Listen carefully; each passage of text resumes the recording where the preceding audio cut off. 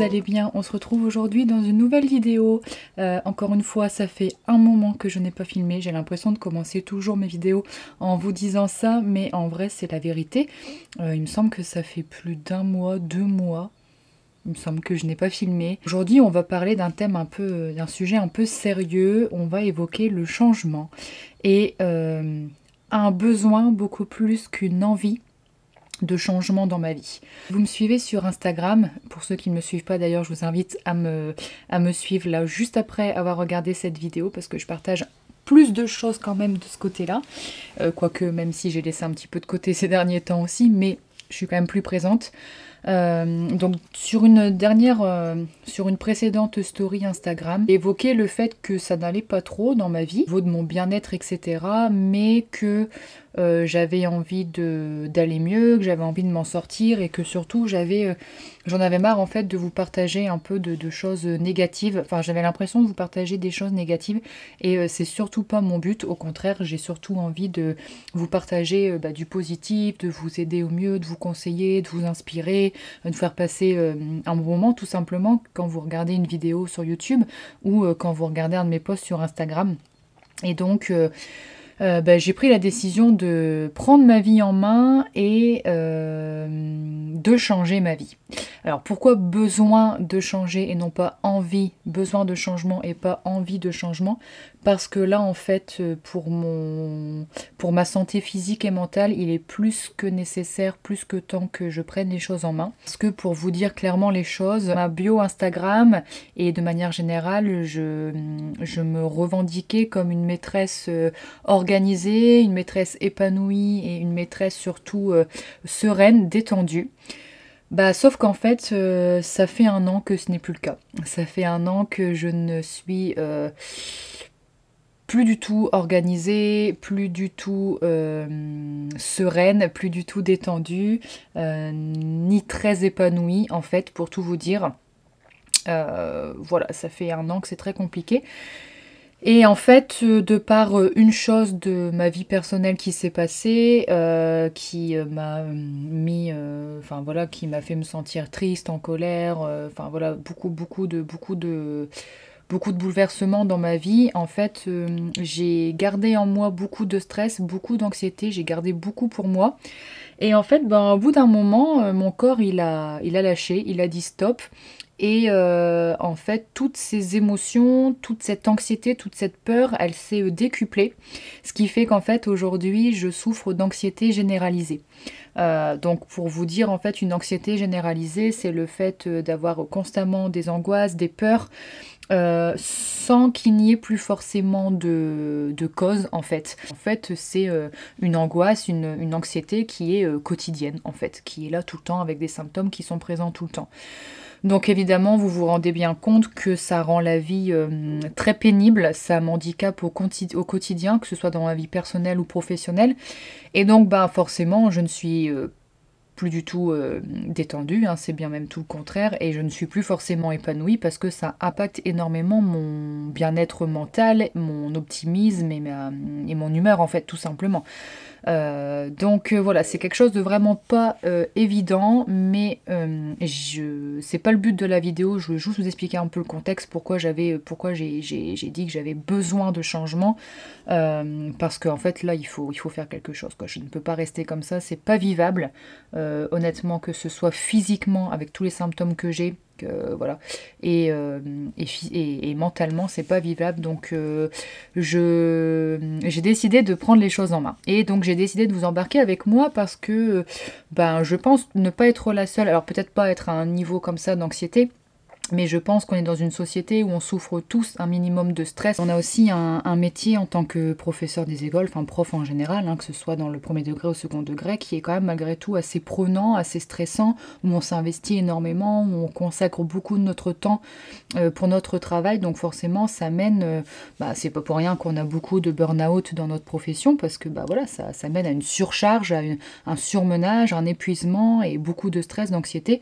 Donc je pense ne pas être la seule et je me suis dit que ça pouvait être bien de vous partager un peu comment mes étapes en fait, comment je vais faire pour me sortir de tout ça, aller mieux aussi bien physiquement que moralement, psychologiquement. Donc là, aujourd'hui, nous sommes le dimanche 2 mars, on est en fin de journée, j'ai pris le temps d'allumer ma caméra pour au moins vous poser le contexte, vous expliquer un petit peu les raisons de cette vidéo, comment dire, l'update un petit peu de ma vie en ce moment, comment ça se passe pour moi en ce moment.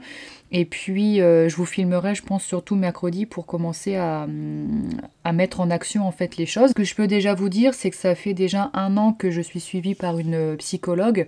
Je vous en avais parlé dans une précédente vidéo à cause de la chose initiale qui a fait que ça n'allait pas dans ma vie.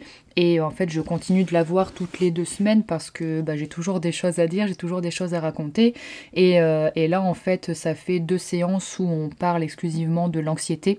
C'est quelque chose qu'il faut que je travaille, surtout au niveau psychologique, en fait. Bien que on peut aussi le traiter de différentes façons pour essayer de le vaincre et de vivre avec et de le vaincre, en fait, pour aller mieux, pour être plus détendu. Et donc, dans les choses que j'ai décidé aussi de faire, c'est d'avoir une hygiène de vie beaucoup plus saine, beaucoup plus équilibrée, en prenant davantage plus soin de moi et en retravaillant un petit peu plus aussi du côté de l'alimentation, en fait, en faisant un effort de l'alimentation, parce qu'en fait, ça fait plus d'1 an que je me laisse aller, que je mange un petit peu ce que je veux avec beaucoup de glucides, vous voyez, des repas assez gras, beaucoup de fast-food, des sucreries, enfin vraiment pas une bonne alimentation, pas une bonne hygiène de vie, parce que je n'allais plus beaucoup au sport non plus. En fait, c'est un cercle vicieux. Dès que tu commences à te sentir mal, à être stressé, à avoir peur, à avoir des idées un peu noires, mais en fait, tu as envie de rester chez toi, et voilà, et après, c'est un cercle vicieux. Donc là, il faut que j'arrive à couper ce cercle vicieux et à inverser la tendance, en fait, pour avoir cette fois-ci un cercle vertueux et m'amener que des choses positives dans ma vie. Donc voilà, ça passe par ces 2 choses-là, le côté psychologique avec ma psychologue, avec nos séances, pour parler un petit peu de tout ça, travailler un peu sur tout ça, sur l'anxiété en général, puis autre chose aussi.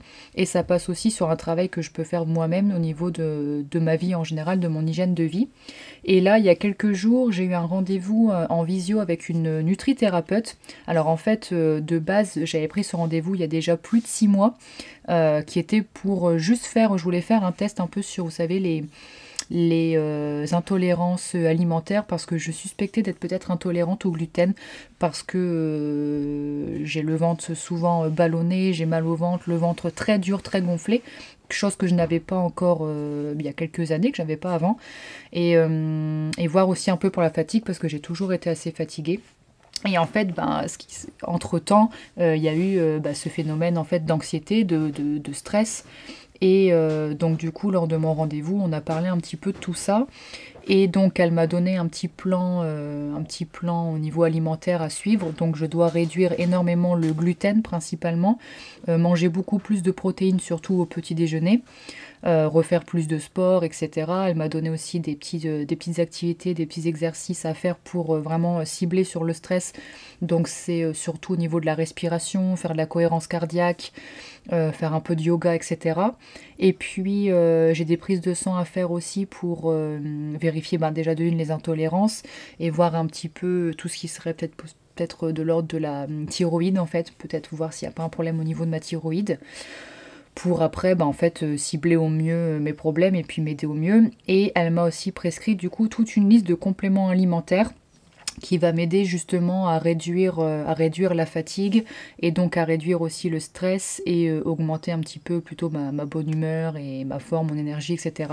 Donc j'ai commandé tout ça, là j'ai presque tout reçu, donc dès demain, là dès lundi, je vais commencer ma cure avec mes compléments alimentaires. Donc j'ai surtout du magnésium à prendre, j'ai du radiol safran, parce que le safran ça aide beaucoup au niveau du stress, pour réduire le stress.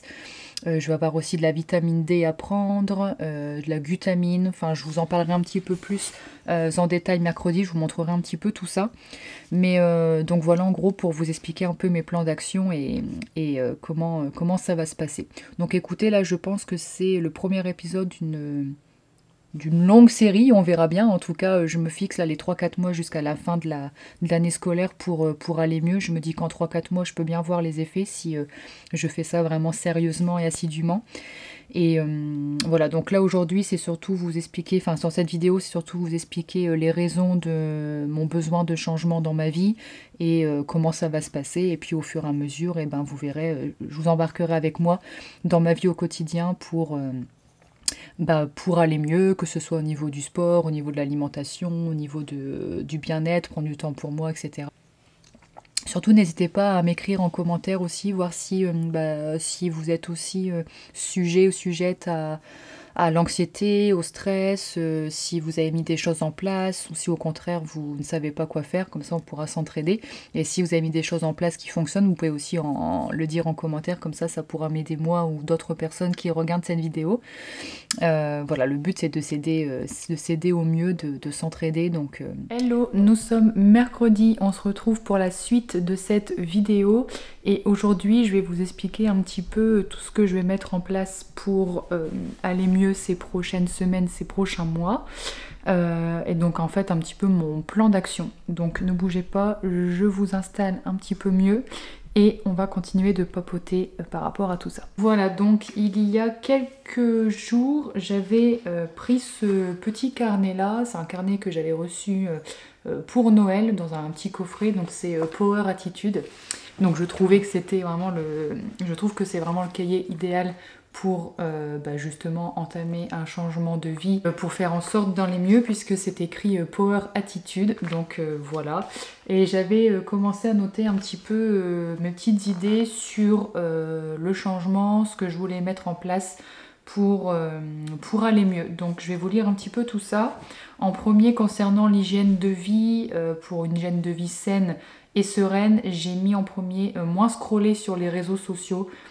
Passer moins de temps en fait à regarder les réels, à scroller, parce que ça empêche d'être productif et puis ça met un peu dans un état, comment dire, pas de déprime, mais je trouve qu'on n'est pas forcément bien après avoir regardé autant de vidéos comme ça. Donc j'ai envie de passer mon temps sur autre chose. Ensuite, j'ai mis être moins sur les écrans. Donc là, c'est pas que le téléphone, les réseaux, c'est aussi la télévision, tout simplement, les ordinateurs. Enfin, c'est essayer en fait de refaire des choses, des activités un peu plus naturelles, comme marcher un peu plus, lire. Pourquoi pas faire des activités un peu artistiques, comme le coloriage, vous savez, un peu l'art-thérapie. Enfin voilà, essayer vraiment de faire des choses plus naturelles en évitant au maximum les écrans. Ensuite j'ai mis être plus active, donc ranger un peu plus la maison, cuisiner, faire des activités un peu plus artistiques à la maison, enfin voilà, bouger un petit peu plus. Ça rejoint en fait un petit peu juste avant être moins sur les écrans, parce que forcément quand on est sur les écrans, on est assis, on est allongé, on ne fait rien pendant ce temps-là, donc là je voudrais vraiment inverser ça.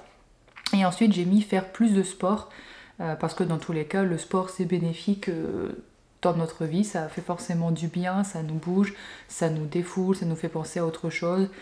Et pour le sport, j'ai pensé à 3 séances par semaine à la salle de sport et 3 séances plutôt axées musculation, puisqu'en fait, si vous ne le savez pas, la musculation, c'est un sport idéal pour tout ce qui va être stress, anxiété. En fait, il faut qu'on pratique des sports, des activités physiques assez calmes. Et la musculation, on fait partie, c'est pas quelque chose de trop physique qui bouge beaucoup. Enfin, ça peut être physique parce que forcément on va porter du lourd, des charges, mais c'est pas quelque chose où on va vraiment bouger au niveau cardio. Donc je vais essayer d'inclure une séance haut du corps par semaine, une séance bas du corps et une séance plutôt axée abdos, où il y aura aussi un petit peu de cardio dans cette séance-là. Et puis aussi beaucoup de marche. Bon, déjà de base, j'aime beaucoup marcher et c'est quelque chose que je fais assez régulièrement. Si vous me suivez depuis un petit moment, vous voyez régulièrement dans mes vlogs aller marcher. Mais c'est d'autant plus bénéfique quand on stresse, quand on est anxieux, d'aller marcher pour penser à autre chose, se défouler, être dans la nature, ça calme aussi, ça apaise. Donc je vais essayer de marcher le plus souvent possible. Et pour cela, comme on est sur le retour des beaux jours et puis des journées qui rallongent, j'ai décidé aussi de passer moins de temps à l'école, généralement le soir, donc je finis à 16h30. Généralement le soir, je ne partais pas avant 18h, voire 18h30 pour ranger la classe et surtout pour corriger, ça me prenait beaucoup de temps. Et je me suis dit que maintenant, mis à part les jours où j'ai APC, je repartirai assez tôt à 17 h maximum pour, dès que je rentre, aller marcher et du coup peut-être faire mes corrections à la maison, mais profiter plus de mes soirées à la maison et pouvoir bouger, m'activer un peu plus. Voilà, et ensuite, qu'est-ce que j'ai mis? Essayer d'introduire au moins une séance de yoga par semaine, voire peut-être 2 ou 3, peut-être le soir en rentrant. Et pratiquer la méditation et la respiration profonde, pareil, le plus souvent possible. Si déjà j'arrive à les faire les jours de repos, mercredi, samedi, dimanche, ça serait bien. Mais c'est quelque chose qu'il faudrait que j'arrive à faire encore plus souvent. Parce que voilà, la méditation et la respiration, ça apaise le système nerveux. Ça fait, comment dire, ça fait un petit peu réduire les pensées qu'on a constamment quand on est anxieux. Donc c'est très très bénéfique apparemment, donc j'aimerais bien mettre ça en place. Donc voilà, ça c'est vraiment les choses que je vais mettre en place et que j'ai commencé à mettre en place depuis quelques jours maintenant. Après voilà, le plus dur entre guillemets, c'est d'être régulier. Moi c'est un peu mon problème, c'est que des fois je suis pleine d'ambition, je vais commencer des choses et puis au bout de 2-3 semaines je vais un petit peu laisser tomber. Alors que je sais que là, pour vraiment me sentir mieux et avoir des résultats, il faut tenir sur la durée. C'est vraiment des habitudes que je dois ancrer dans mon quotidien. Donc voilà, il va falloir être vraiment régulière et sérieuse par rapport à ça. Pour m'aider à être un petit peu plus sérieuse par rapport à tout ça, j'ai récupéré, j'ai ressorti un livre que j'avais acheté il y a un petit moment qui s'appelle Mon cahier coaching de rééquilibrage alimentaire. Je vais vous le montrer et je m'en sers au quotidien du coup pour noter les repas que je prends sur la journée. Et puis il y a aussi une partie bien-être, je vais vous montrer, mais vraiment il est bien, je vous le recommande parce que c'est un très bon outil je trouve pour être un peu plus discipliné par rapport à tout ça. Donc c'est celui-ci, mon cahier coaching, et si je retrouve la page par exemple de la semaine dernière, voilà, donc vous avez ici le planning avec les menus, donc pour le matin, le midi et le soir. Et puis en dessous, vous avez mes émotions, mes petits bonheurs, donc un peu faire un petit bilan sur notre ressenti au niveau des émotions et un peu de la gratitude, quoi, ce qui s'est bien passé dans la semaine. On a une partie mes défis de la semaine et aussi mes réussites, donc pour faire un petit bilan de tout ça. Et on a aussi une partie ici, mon sommeil, donc donner mon score de sommeil, de stress, vous voyez, voilà, bien compliqué. Et puis toutes les activités sportives qu'on a fait dans la semaine et les moments qu'on a pris pour soi. Donc j'aime bien parce que c'est vraiment pile poil ce que je recherchais, un mélange entre l'alimentation et puis le bien-être en général. Donc voilà, et puis à la fin du mois, on a une petite page bilan. Bilan du mois avec les réussites et ce qu'on peut améliorer, les bienfaits qui ont été constatés, les envies pour le mois suivant, côté un peu plus physique, si on veut perdre du poids, enfin voilà, c'est noter un petit peu le poids, les mensurations, etc. Donc on a des petites recettes à chaque fois au quotidien de repas, de plats healthy. Donc ouais, franchement, il est plutôt pas mal. Donc voilà, écoutez, là il est un peu plus de midi. Ce matin, j'ai fait tout ce qui était cohérence cardiaque, étirement, yoga. J'ai rangé la maison, ça m'a fait du bien aussi parce que c'était un peu le bazar et quand tout est rangé, ça me fait aussi du bien en moral. Donc j'ai fait ça ce matin. Bon, après j'ai un petit peu traîné, j'avoue. Et ensuite je suis allée marcher. Là je suis revenue il n'y a pas très longtemps. Je suis en train de me préparer à manger. Je vais vous montrer avant de manger mes compléments alimentaires. Et ensuite, en début d'après-midi, je vais aller avec mon copain à la salle de sport pour faire ma séance musculation du coup bas du corps. Voilà, 1 heure, à peu près 1 heure. Et puis voilà pour ce début de journée. Du coup, le magnésium que je prends le soir pendant 1 mois, pas plus. Et ensuite, on a le viola safran. J'en ai pris 3 parce que ça, je pourrais en prendre plusieurs fois. Enfin, 3 fois, sur 3 mois. Et de la pure glutamine que je vais devoir prendre au soir. Voilà, et le reste n'est pas encore arrivé. Je pense que j'irai les chercher cet après-midi dans mon point relais. Bon écoutez, on se retrouve que maintenant. Il est déjà 18 h. Ma séance de sport en début d'après-midi s'est bien passée. Je suis restée une petite heure Mais j'ai fait ce que j'avais à faire, donc voilà. Sinon, l'après-midi, elle est passée quand même assez vite parce que de retour après le sport, j'ai dû aider mon père. Enfin, il devait amener sa voiture au garage, donc c'est ce qu'on a fait. Ce qui fait que là, je suis rentrée il n'y a pas très longtemps. Je suis repassée par mon point relais pour récupérer les colis. Donc j'avais des choses par rapport à l'école. Et le petit complément alimentaire dont je vous parlais ce matin. Donc celui-là, c'est RJD+, c'est de la vitamine D en fait en gouttes. Donc voilà, je pourrais commencer ça du coup dès demain matin, en plus des autres compléments que j'ai déjà à ma disposition. Et puis là, je suis allée un petit peu promener mon chat dehors, donc voilà. Écoutez, je vais arrêter cette vidéo ici parce que le but de cette première vidéo, c'était de vous introduire vraiment